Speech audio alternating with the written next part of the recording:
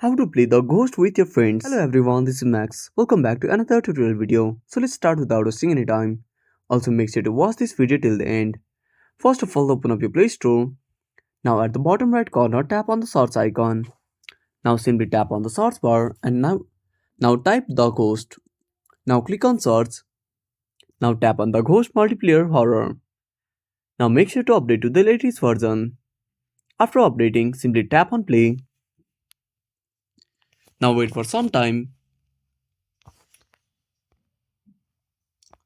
Now after the game loads, on this home page simply tap on friends under the play button. Now to add friends, tap on find player.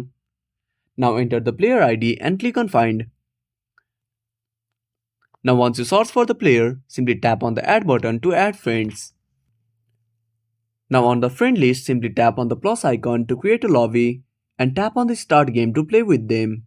So that's it. Thanks for watching. Make sure to subscribe our channel and hit the bell icon. See you in the next video.